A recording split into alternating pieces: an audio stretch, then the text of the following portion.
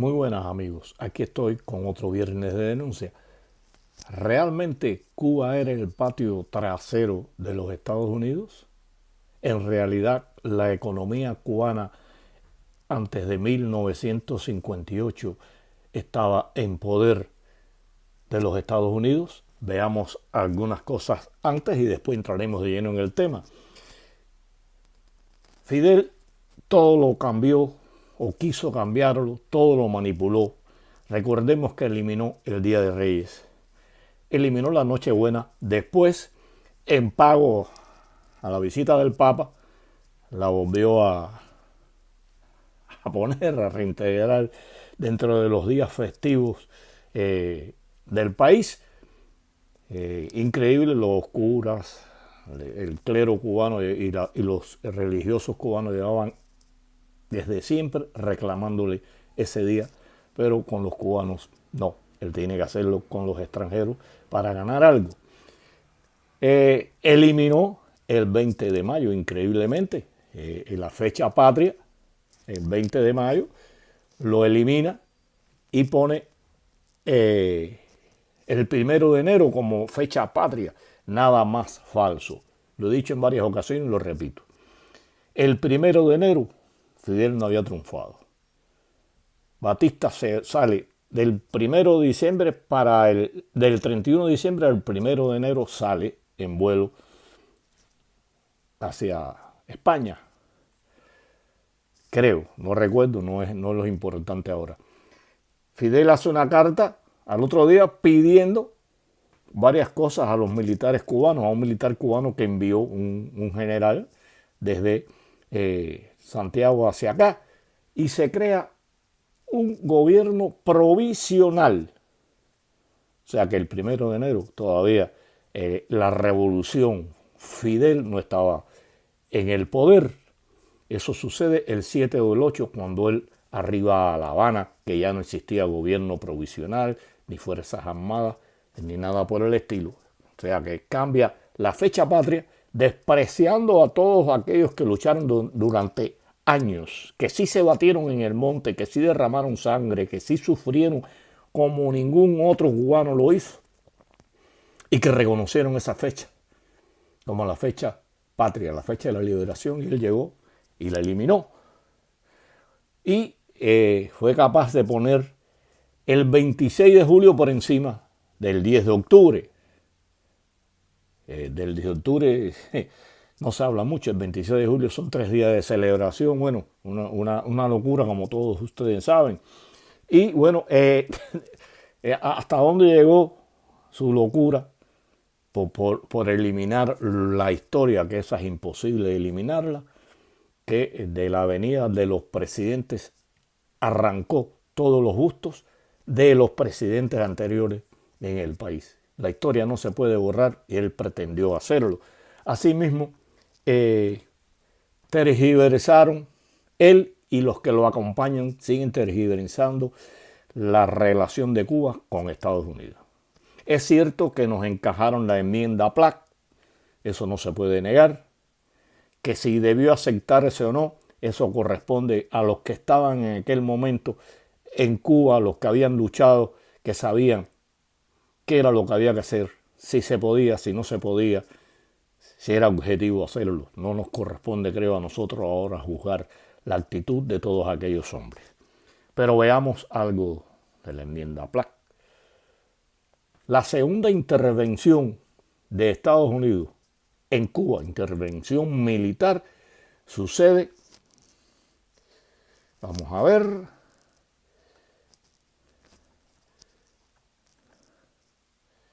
para dar la fecha exacta, Estrada Palma solicita en agosto, le solicita al presidente estadounidense que intervenga en la isla, que ya era ingobernable. Y no es hasta el 12 de septiembre que se lleva a cabo esta intervención. ¿Por qué es así? Porque hay una correspondencia entre Estrada Palma y Theodore Roosevelt, que era el presidente de Estados Unidos en ese entonces, y les voy a leer algunas de las partes. Roosevelt se niega a intervenir. Incluso le cuestiona la posición de Estrada Palma. Estrada Palma pedía que intervinieran de 2.000 a 3.000 soldados estadounidenses para que restablecieran el orden en la lista. Le insiste Roosevelt para evitar la intervención. Y escuchen acá una carta que le envía Roosevelt a Estrada Palma. Unos fragmentos, no voy a leerla completa. Encarecidamente le ruego, le está rogando que sacrifique sus propios sentimientos ante el altar de la prosperidad de su país y acceda a la petición de Mr. Taft de que continúe usted en la presidencia el tiempo a su juicio necesario para que se establezca un nuevo gobierno temporal bajo el cual sea posible llevar a cabo las negociaciones para la paz.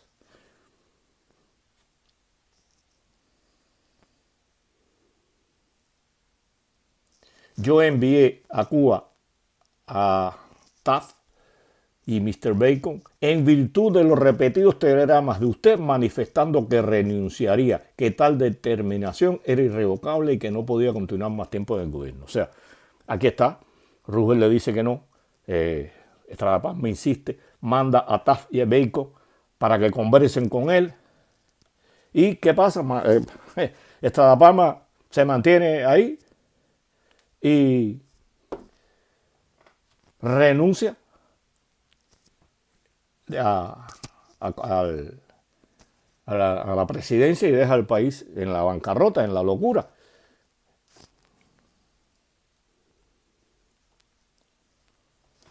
Renuncia, imagínense, el presidente en medio de una algarabía de este tipo solicitando la intervención de los Estados Unidos, renuncia a su cargo y se queda el barco al pairo.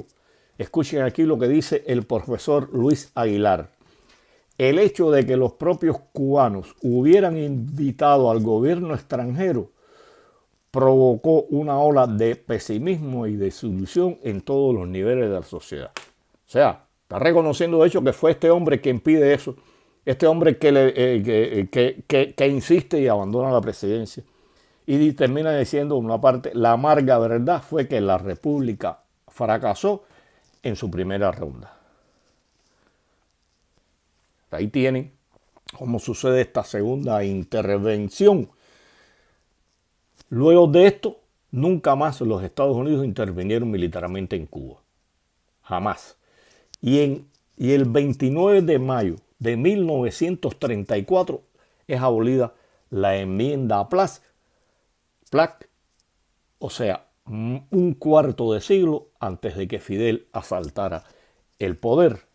Ustedes están viendo cómo ahí, en el patio trasero, ¿no?, Estados Unidos, que si venían embajadores, venían representantes del gobierno de Estados Unidos a Cuba, eso es innegable.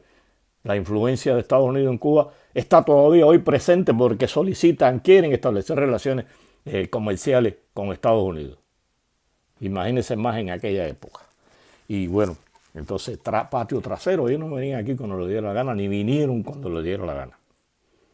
Eso es una falsedad. Y vamos a hablar un poco ahora de la economía, porque se dice que la economía de Cuba estaba toda o mayoritariamente en manos de los Estados Unidos. En primer lugar, no era en manos de los Estados Unidos, era en manos de americanos, de ciudadanos norteamericanos. Y voy a decir algo. No recuerdo.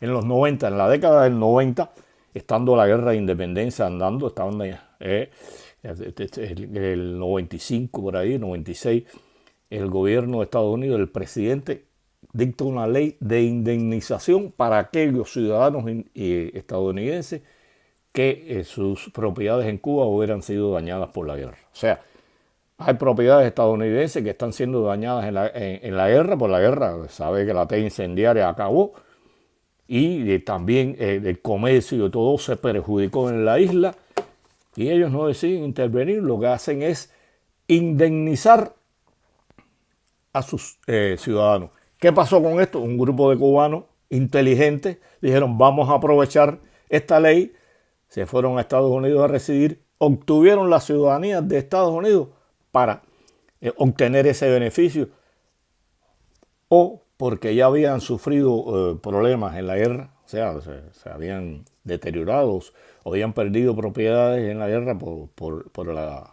propia guerra, por sus propiedades, o para si en un futuro sucedía esto. Y entonces vamos a ver una cosa. En Cuba se habla, ¿no? Los informes, los escritos, la historia ubica entre 155 y 160 los centrales que existían en el país en ese momento. Solo el 23% pertenecía a estadounidenses. Que dentro de esos estadounidenses pudiera haber algún cubano que se nacionalizó estadounidense. El 70% pertenecía a cubanos. Y el 6% restante, 7 más o menos, 7% restante pertenecía a ciudadanos de otros países, incluidos algunos que, aunque eran extranjeros, residían en Cuba. Y es el caso de Julio Lobo, que tenía 4 centrales, residía en Cuba, invertía en Cuba, vivía en el pequeño central Tinguaro. Como él, había otros. Y bueno, les voy a aclarar algo. Todos estos datos que yo estoy brindando aquí los tenía extraídos hace años de varios libros que tenía en Cuba y no pude traerme. De los cientos de libros que tenía en Cuba pude traer muy pocos. Pero ahí está, de ahí salió de estas informaciones que estoy dando y hablando, las relaciones de Estados Unidos con Cuba en el tomo 2 de Forster, no recuerdo bien el nombre del estadounidense. Deja ver si lo tengo por acá.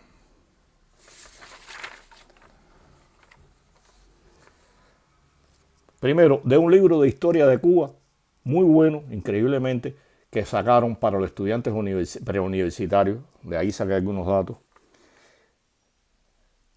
Historia de Cuba y sus relaciones con EU, de Philip Forner, y documentos de la historia de Cuba, de Hortensia Pichardo, y de este libro que sí me pude traer, yo sé que ahí sale al revés, que dice Las empresas en Cuba, 1958, de Guillermo Jiménez Soler, que se hicieron 3 ediciones. Todos estos libros fueron editados en Cuba. Yo hablo, y cuando me refiero a libros y demás, hablo de libros que se publicaron en Cuba con la dictadura cubana, para que no digan que estoy utilizando literatura falsa. Publicado en Cuba y aprobado en Cuba.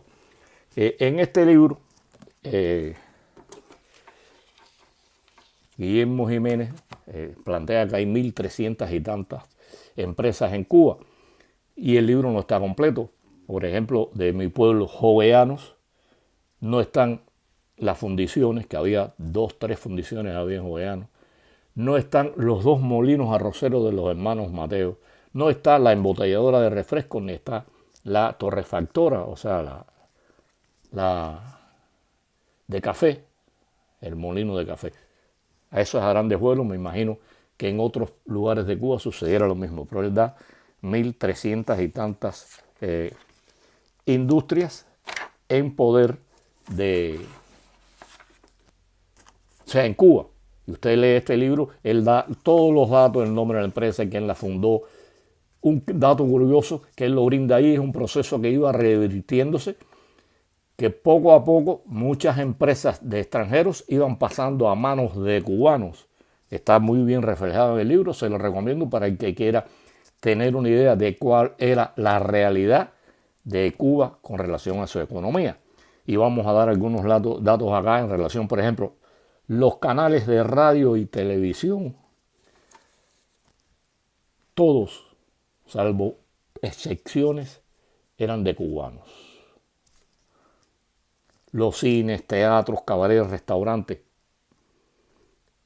mayoritariamente, salvo excepciones, repito, pero las excepciones siempre existen, eran de cubanos. Periódicos y revistas eran de cubanos. Las imprentas eran de cubanos. O sea, ustedes están viendo cómo va fluyendo esto, cómo los servicios, cómo las comunicaciones van perteneciendo a cubanos. El aeropuerto y la compañía cubana de aviación eran de cubanos. Ómnibus nacionales, interprovinciales, municipales, etcétera, eran de cubanos íntegramente. Escuchen esto, el 95% de la banca era de cubanos, o sea, 40 bancos estaban en manos de cubanos. Ustedes están viendo cómo se va deslindando, aquí lo tienen, lo pueden buscar. Hoteles, en Varadero, los tres principales hoteles en aquellos momentos, había más, pero Caguama, Oasis e Internacional ya estaban en manos de cubanos. En La Habana había 14 grandes hoteles, los principales, y pertenecían todos a cubanos, excepto el Riviera, que pertenecía a Meyer Lankey. Como había algunos casinos de hoteles que pertenecían a extranjeros, se decía que esos hoteles eran de extranjeros, pero aquí está. Por ejemplo, el Habana Libre se construyó con dinero del fondo de los gastronómicos de La Habana, o sea, era de cubanos y lo tenían arrendado a la cadena Hilton. El Capri era de un español, pero vivía en Cuba e invertía en Cuba. Y el casino era operado por santos traficantes. El Comodoro era de un cubano y también era operado el casino por santos traficantes. Entonces aquí se tergiversa que si esto, aquello, lo otro, que si la economía cubana estaba en manos de Estados Unidos. Otra de las grandes mentiras que le han impuesto al pueblo. En otros programas voy a hablar de otras grandes mentiras y de cómo estaba en realidad la situación de la economía en Cuba, de la ganadería, de la agricultura, de la escuela, pero estoy hablando de estos dos aspectos, del supuesto patrio trasero de los Estados Unidos. Y repito, que Estados Unidos y el gobierno de Estados Unidos tuviera influencias sobre los gobiernos en Cuba, nada más lógico. Y repito, ahora lo están pidiendo, que inviertan, que gasten, que se normalicen las relaciones. Les es necesario a todo el mundo. Cuba no puede hablar de eso, porque Cuba se metió en medio mundo con armas y demás. Cuba no, la dictadura castrista. Los rusos aquí pusieron hasta bases de cohetes nucleares, una base de espionaje, Lourdes, o sea, de qué íbamos a hablar, y los embajadores y los ministros, los primeros ministros y demás de la Unión Soviética y los generales venían aquí cuando les parecía. Lo que pasa es que no se publicaba. Que vamos a dejarnos de cuentos de mentira y de engaño. En realidad, alrededor del 90% de la economía del país estaba en manos de cubanos y de algunos extranjeros que residían en Cuba e invertían en Cuba. Pienso que este pequeño video, estas pequeñas aclaraciones, y repito, búsquenlo en los libros que yo les mencioné, esa información está ahí. Hay que leerlo, porque ¿qué pasa? En los cubanos nos acostumbramos a oír lo que decía la televisión, a oír lo que decían los dirigentes de este país y no íbamos a buscar información ni de antes ni durante el proceso de la dictadura cubana, incluso de libros que ahí se publicaron.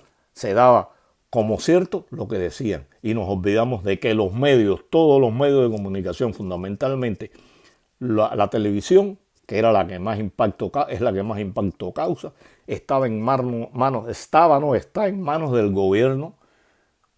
La literatura, todo estaba en manos del gobierno. Había algunas cosas como estas que se escapaban y decían cosas que, si usted lo lee, se da cuenta de cuál era la realidad. Entonces nos guiábamos. Fidel dijo esto, salió tal en Granma, salió Juventud Rebelde y lo dijo fulano de tal.